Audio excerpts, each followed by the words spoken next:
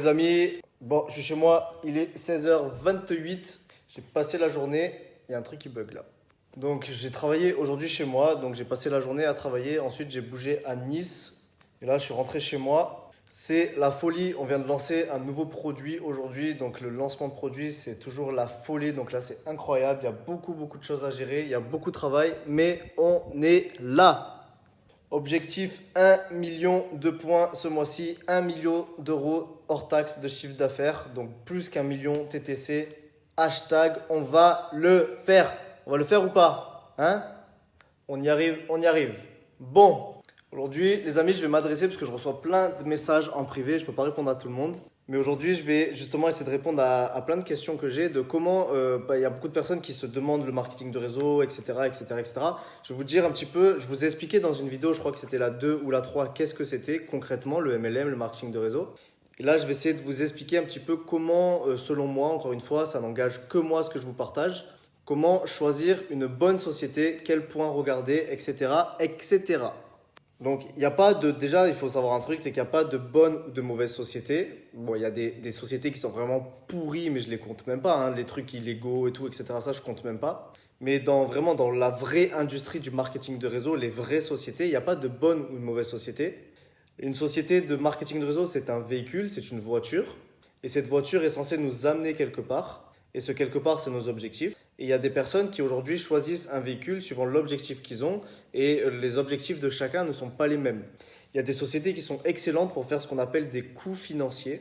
C'est-à-dire pour généralement faire un transfert de réseau et prendre de l'argent sur 1 an, 2 ans, 3 ans, faire ce qu'on appelle vraiment un coût financier. C'est un coût financier, il n'y a pas de réel long terme, il n'y a pas de stabilité, il n'y a pas de choses créées durablement, mais ce n'est pas mal en soi, c'est un coût financier, ça va permettre de créer un levier pour investir à côté ou quoi que ce soit. Donc il y a des sociétés qui sont excellentes pour faire des coûts financiers.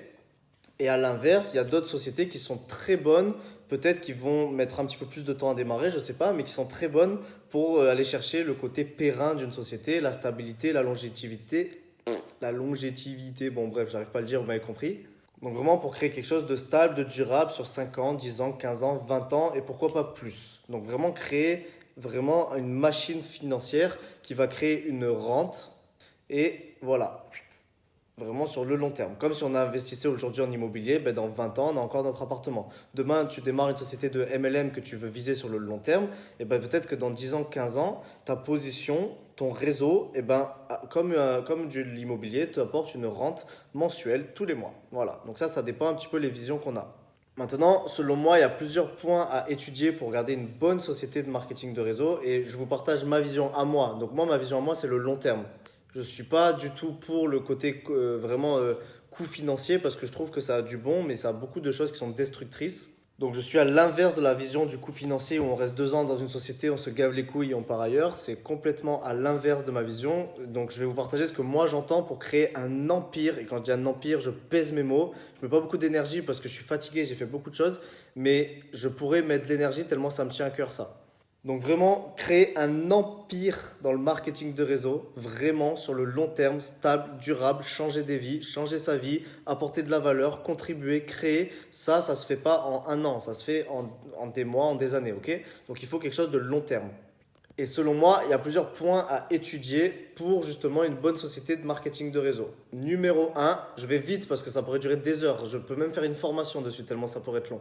Mais numéro 1, avant même de parler de plan de REM ou de quoi que ce soit, donc numéro 1, ça va être est-ce que la société, elle est carrée, elle est crédible, elle est légitime au niveau juridique, fiscal? Est-ce qu'il y a des choses qui sont mises en place en termes de réglementation? Est-ce qu'ils sont carrés au niveau des lois? Est-ce qu'on a une sécurité pour notre réseau et pour nos partenaires et pour nos clients? Est-ce que les personnes qui vont travailler avec nous vont pouvoir être déclarées, payer leurs impôts en France, en Europe et dans le monde? Est-ce qu'il y a des sièges implantés, c'est-à-dire des bureaux? Est-ce qu'il n'y a pas juste une adresse postale dans un pays bidon? Est-ce qu'il y a vraiment un siège social dans le continent en pays? Donc si vous êtes en France, beaucoup de sociétés viennent d'Amérique. Donc, est-ce qu'en France, vous avez quelque chose de physique, quelque chose de crédible, de légitime, un siège social, pas besoin d'avoir le building à Trump, mais au moins d'avoir un siège social, des bureaux, des personnes qui y travaillent, une proximité, quelque chose de carré. Le VDI, si vous pouvez faire partie de la Fédération de la française de vente directe, la DSA et toutes ces choses-là. Donc vraiment des choses qui certifient que lorsque vous allez démarrer l'activité, vous allez être en sécurité. Parce qu'il faut se sentir bien, en sécurité, encadré, que la société soit crédible pour pouvoir bâtir un empire. Donc avant toute chose, pour moi, ça c'est le point numéro 1. Regardez, s'il y a des choses qui ne sont pas carrées à ce niveau-là, s'il y a des choses qui sont bancales, on ne sait pas trop pourquoi, comment, eh ben, il faut vraiment se poser des questions. Numéro 2, les produits ou les services qu'on choisit. Alors, je ne vais pas faire un débat, est-ce que c'est mieux les produits ou les services? Ça, c'est un grand débat dans le marketing de réseau. Je vous donne juste mon point de vue, mon opinion. Je sais qu'en France, les réglementations concernant les services sont un petit peu compliquées. Ce n'est pas pour ça que c'est impossible, mais je sais qu'il y a beaucoup de sociétés de services qui ont un petit peu du mal à s'implanter juridiquement parce que c'est compliqué. Et je sais aussi que quand on vend un service par rapport à un produit, forcément, un produit, on a toujours une marge parce qu'un service, c'est la société qui rémunère le prestataire de service, si vous voulez. Vous voyez? En général, ça fonctionne comme ça. Donc, la personne qui prend la plus grosse marge, c'est le prestataire de service et ce n'est pas la société. Donc, vu que la société a une marge considérablement réduite, eh ben, avec cette marge-là, il faut encore qu'elle paye les distributeurs. Donc, c'est compliqué. Donc, généralement, dans le produit, ben, vous avez un coût de production et un coût de vente, pardon. Et en fait, eh ben, la marge entre les deux, eh ben, elle est forcément beaucoup plus importante généralement. Et donc, les distributeurs et les partenaires sont souvent beaucoup mieux rémunérés dans une société où ils peuvent vendre des produits, en fait, tout simplement. Mais il peut y avoir des sociétés de services qui sont excellentes. Je ne crache pas la pierre dessus. Je donne mon avis. Ensuite, donc, je vais parler de produits parce que moi, c'est mon domaine. Pour moi, dans les produits, il faut étudier plusieurs choses, d'accord? On va vous vendre souvent le meilleur produit du monde, le produit le plus révolutionnaire, le meilleur produit, etc. Il y a d'excellents produits sur le marché et dans les sociétés de marketing de réseau, les produits sont hallucinants. Tous les produits de sociétés de MLM, c'est des produits, il y en a, ils sont révolutionnaires, c'est incroyable, c'est des produits de malade, vraiment. C'est les meilleurs produits du marché, limite. Mais en fait, ça ne suffit pas d'avoir le meilleur produit du marché. Je vais vous expliquer pourquoi. Déjà, numéro 1, c'est très important que votre produit apporte de la valeur. Ça, c'est une certitude qui fonctionne, que vous ayez quelque chose à apporter, que les clients soient satisfaits. Ça, je le mets à part parce que c'est logique. Okay, il faut un bon produit avec de la valeur ajoutée. Et selon moi, il faut une deuxième chose.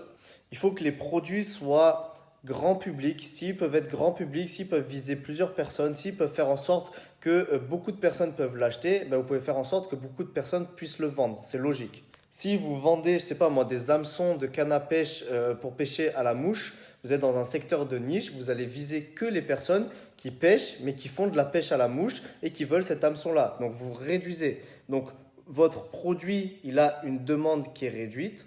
Donc forcément, l'offre derrière est réduite. Ok, vous voyez ce que je veux dire? Donc, si vous avez un produit qui est extrêmement ciblé dans un marché de niche, peut-être que vous allez vous bloquer beaucoup de personnes qui pourraient potentiellement vendre ce produit et d'autres l'acheter. Donc, grand public, pour moi, c'est toujours plus efficace. Et même, il y a beaucoup de personnes qui disent « Ouais, les sociétés où il y a 10 000 produits, c'est pas bien. » Je ne suis pas d'accord. Plus on a de produits, plus on a de potentiel à le vendre. Et après, on se focalise sur des marchés précis, sur des produits précis, des produits phares. Mais ce n'est pas mauvais en soi d'avoir beaucoup de produits. Et deuxièmement, pour moi, le plus important dans le produit, c'est vraiment le plus important, c'est son rapport qualité-prix.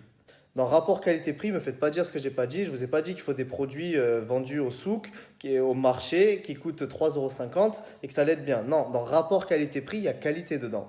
Donc si votre produit apporte une forte valeur ajoutée, une belle qualité, mais que derrière son prix est raisonnable et vraiment raisonnable pour la qualité qu'il a, on a un bon rapport qualité-prix.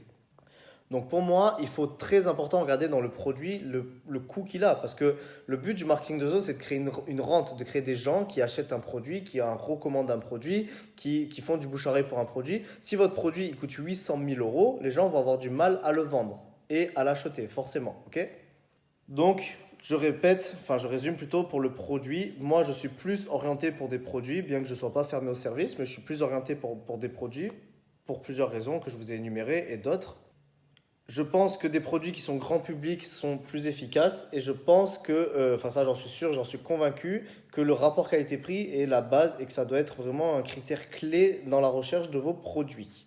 Numéro 3, le plan de rémunération. Je vais passer vite parce que ça pourrait durer 2h30. En gros, selon moi, il y a quelque chose qu'il faut faire très, très, très, très attention si on veut vraiment du long terme. D'accord? Ça, ce que je vais vous donner, c'est ce qui fait la différence entre le long terme et entre le coût financier. Donc pour moi, quand je regarde un plan de rémunération suivant le long terme, Je ne regarde pas si mon plan de REM, il me paye avec des primes, avec ce qu'on appelle des fast start bonus, des primes de parrainage, des encodages. En fait, si tout mon plan de REM est basé sur le fait que des personnes rejoignent l'équipe, rejoignent la structure et sur le parrainage, et si la majorité de ma paye est générée par le parrainage, en fait, ça, je fuis clairement parce que pour moi, ça, c'est associé à un coût financier. Tu parraines à fond, tu crées ta structure, ok? Et plus tu as de gens qui intègrent ton équipe, plus tu es payé et ainsi de suite. Donc c'est un coût financier. Tu mets 2000, 3000 personnes en 2 ans dans ton business, tu te gaves les coucougnettes et voilà. Enfin, c'est ce que j'en pense, hein. Donc il n'y a pas d'absolu dans ce que je dis, c'est ce que je pense. Je vous balance ce que je pense. Donc je répète plutôt, si le plan de REM paye beaucoup plus parce qu'il y a des gens qui vous rejoignent sur des primes de parrainage, sur des bonus de fast start, des choses comme ça, moi j'aime pas ça personnellement. Je préfère que le plan de REM paye beaucoup plus les gens et moi-même sur l'acquisition de clientèle, sur une base de clients. Et qu'on parle de vrais clients dans le plan de rémunération, dans la structure, dans la stratégie. Il faut qu'on parle de clients, de vrais clients. Pas juste des gens qui prennent un pack de démarrage et qui mettent ce qu'on appelle un auto-ship ou une commande mensuelle. Ça, c'est pas un client. C'est un partenaire qui met sa commande pour continuer à être actif. On est d'accord? Donc, est-ce que mon plan de REM me paye réellement sur des vrais clients et est-ce que des gens qui démarrent X ou Y peuvent faire de l'argent grâce à de la vente de produits? Est-ce qu'ils peuvent vendre des produits et être commissionnés dessus? Est-ce que moi, sur mon chiffre d'affaires qui est généré par des clients, est-ce que je suis rémunéré sur des clients dans mon équipe et non pas sur des primes parce que des gens rejoignent mon équipe? Donc ça, c'est numéro 1. Est-ce que je suis payé plus par des clients que par des partenaires qui alimentent la structure? Et numéro 2, est-ce que les personnes, et il n'y a pas de péjoratif dans ce que je vais dire, mais est-ce que les petits distributeurs, donc les gens qui démarrent, qui n'ont pas d'expérience, qui ne veulent pas le faire 100 milliards d'euros par mois, est-ce que ces gens-là peuvent gagner de l'argent? Est-ce qu'une personne peut faire 500, 1000, 1500 euros dans ces 2-3 premiers mois? Est-ce que c'est réellement possible? Est-ce que des gens peuvent le faire? Est-ce que des gens peuvent gagner de l'argent? Est-ce que des petits distributeurs peuvent gagner de l'argent? Est-ce que mon plan de REM paye pour les gens qui ne veulent pas faire 100 000 euros? Parce qu'un plan de REM où quelqu'un vient vous dire, regarde, tu peux faire 100 000 euros et on ne parle pas des personnes qui sont en bas et qui galèrent, moi j'en veux pas de ça, clairement. Ce qu'on veut pour quelque chose de durable, c'est créer une organisation où 80% des gens gagnent de l'argent, mais gagnent un peu d'argent. Vaut mieux 80% des gens qui gagnent un peu d'argent, qui améliorent leur qualité de vie, qui payent leurs factures, qui peuvent amener leur mari ou leur femme au restaurant le samedi soir et qui peuvent payer la cantine de leurs enfants, etc. avec 500 ou 1000 euros de plus par mois. Vaut mieux avoir 80% de gens comme ça dans son réseau que d'avoir 10% des gens qui gagnent 10 000 euros. Okay. Donc, est-ce que mon plan de rémunération paye ces gens-là, apporte de la valeur à ces gens-là qui veulent faire des compléments de revenus ou des revenus qui sont raisonnables? Donc, voilou, ça c'est très important. Je pourrais en parler 2 heures avec beaucoup d'énergie, mais je ne mets pas d'énergie pour ne pas influencer le choix de personnes. Je reste très neutre, je reste très objectif, je dis ce que j'en pense sans énergie. 4e point, selon moi, à étudier le timing. Pourquoi je dis le 4e point? Parce que ça a sa notion. Dans les affaires, être au bon endroit, au bon moment, ça a une notion. Mais pour moi, c'est pas de la connerie parce que c'est important quand même. Il faut être dans les débuts si on veut faire quelque chose de bien. Mais en même temps, d'un autre côté, non, on s'en fout. Aujourd'hui, il y a des sociétés qui sont excellentes, qui ont 10 ans, 20 ans, 30 ans. Il y a des réseaux qui sont déjà là, il y a des choses qui sont déjà là. On peut rejoindre ces sociétés et le timing, en fait, c'est nous qu'on le crée, selon moi. Il n'y a pas de réel timing. Il y a un timing qui est là, certes, parce qu'on est dans le monde des affaires, mais ce n'est pas le plus important, vous voyez. Et ce que je pense, et je ne vais pas citer de société parce que ça serait vraiment déplacé de ma part, mais il y a beaucoup de sociétés qui s'effondrent parce qu'il y a des personnes qui quittent cette société, d'accord, des leaders, et qui rejoignent d'autres sociétés. Et en fait, ce qui est très marrant, et c'est pour ça que moi je fuis le timing un petit peu, c'est que pour éviter que mon réseau se casse la gueule parce que des leaders partent et amènent toutes leurs équipes, et ben en fait, cette notion de timing, elle est jamais dit et on l'enseigne même pas. Et en fait, on s'en fout clairement parce que je vais vous expliquer ce que moi j'en pense. Une société X, ok, qui démarre, où toute la communication autour de cette société est sur le timing. On est les premiers, on va tout casser, on est les premiers. À chaque fois que tu fais une présentation, tu es le premier, tu es le premier, tu es le premier, tu es le premier. Qu'est-ce qui se passe? Ok, la personne qui rejoint cette société ici, elle a rejoint pour une raison première. Elle, sa valeur première, c'est le timing. Je suis le premier. Waouh! Donc elle rejoint et elle vend à son équipe un timing. Pour les amis, venez, on est les premiers. Ok, donc toute une équipe a comme valeur première le timing. Mais lorsque ce timing commence à passer, ok, eh ben, il y a plein d'opportunités autour où il y a un timing qui est présent parce il y a tous les jours une opportunité qui se lance. Et il suffit qu'il y ait une société qui a un meilleur timing avec un meilleur plan de REM et quoi que ce soit et que ça a de la meilleure poudre aux yeux. Tout ce réseau-là, leur valeur première, c'est le timing. Ils pensent inconsciemment que le fait d'être premier va les faire gagner plus d'argent et va alimenter plus facilement leurs coûts financiers. Donc, qu'est-ce qui se passe? Le jour où il y a un meilleur timing quelque part, les leaders et les personnes de cette société partent pour aller rejoindre un timing. Pensant, ok, peut-être même inconsciemment, que le timing est une valeur première et que le timing est ce qui va faire qu'ils réussissent. Alors que c'est totalement faux, c'est une illusion, le timing, on s'en branle, clairement. Donc voilà pourquoi, pour moi, le timing a son importance, certes, ça serait mentir de dire que c'est pas important, mais n'a pas une importance primaire et fondamentale. En fait, on s'en tape un petit peu. Voilà, clairement. Et cinquième point, ici, c'est le pouce, comme dans une main. Regardez les doigts de la main. Le pouce, c'est l'équipe, la structure et le système mis en place. Alors, je ne vais pas en parler longtemps, mais en gros, c'est très simple. Je vais vous faire une métaphore. La société, c'est le véhicule que vous choisissez, d'accord? C'est la voiture que vous choisissez. Vous, vous êtes le pilote. Vous êtes le pilote du voiture. Ça veut dire que vous pouvez avoir la meilleure société du monde. Si vous ne branlez rien, il ne se passera rien. L'endroit où vous allez, c'est votre destination, c'est votre objectif, c'est vos rêves, c'est là où vous voulez aller. 2 000 € par mois, 500 € par mois, 10 000, 20 000, 30 000. Ok? C'est votre destination. Une fois qu'on s'est assuré que le véhicule était assez solide, qu'il avait le bon embrayage, les bons freins, le bon levier de vitesse et qu'il avait assez d'essence, et l'essence dans cette métaphore, c'est votre pourquoi, c'est votre motivation, c'est votre détermination. Une fois que tout ça c'est ancré, c'est ok, vous avez le véhicule, vous êtes le pilote, vous avez la destination, vous avez l'essence, qu'est-ce qui vous manque pour atteindre votre destination? Tanana, réfléchissez. Allez, qu'est-ce qui vous manque? Il vous manque, les amis, une route qui est extrêmement bien goudronnée avec un GPS, avec des panneaux, avec des feux et ainsi de suite. Il vous manque vraiment un système. Il vous manque vraiment une structure, du goudron sur votre route. Et le goudron sur la route, pour moi, c'est ce qui fait énormément dans l'avancée d'une société et d'un objectif. Donc, regardez ce qui est mis en place par vos uplines, par votre équipe. Regardez sincèrement les résultats qui ont déjà été mis en œuvre. Regardez ce que les personnes qui sont à la tête de l'organisation ont créé en termes de résultats. Regardez les chiffres, regardez le factuel. Regardez sur le nombre de personnes qui sont en place dans la structure, combien de personnes gagnent de l'argent. Regardez combien de personnes sont satisfaites. Regardez les faits, les chiffres. Et les chiffres et les faits et les choses concrètes, c'est la structure, c'est le système qui les met en place. Parce que ce qu'on veut, ce n'est pas de la poudre aux yeux, ce qu'on veut, c'est du résultat. On s'en fout de la poudre aux yeux parce que vous allez avoir des personnes qui vont vous mettre de la poudre aux yeux, qui vont vous mettre les bonus voitures en évidence, qui vont vous mettre les personnes qui sont millionnaires. Et il y en a 3 sur 10 000, ok? Donc regardez ce qui est mis en place clairement sur le terrain. Regardez combien de personnes font 500 €. Regardez des gens qui ont démarré il y a 2 mois, 3 mois, 6 mois. Comment ils se sentent? Est-ce qu'ils se sentent bien? Est-ce qu'ils sont heureux? Regardez si le système apporte les bonnes formations, la bonne structure, s'il y a une bonne entente, s'il y a une bonne cohésion. C'est ça qui est le plus important. Et ça, c'est le goudron sur la route. Ok? Donc voilà les amis, si vous voulez vous lancer dans le marketing de réseau, j'espère vous avoir aidé. Moi, c'est personnellement les points que j'ai étudiés. Donc j'espère que ça vous a aidé, j'espère que ça vous a parlé. Et tout simplement, partagez peut-être avec vos amis qui veulent également étudier des sociétés. Peut-être ça peut les aider également. Partagez sur Facebook, sur Insta, sur YouTube, allez faire des flyers, partagez dans la rue. Je rigole. Bref, on fait une vidéo par jour les amis. Force à vous, j'avais pas trop d'énergie aujourd'hui, j'étais déchiré complet. Je suis mort, j'ai encore beaucoup de travail. Donc, bye bye, force à vous les amis. Je mets de l'énergie, je gueule.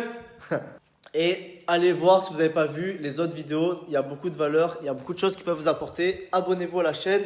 Force à vous les amis. Bye bye, à demain. Ciao, ciao.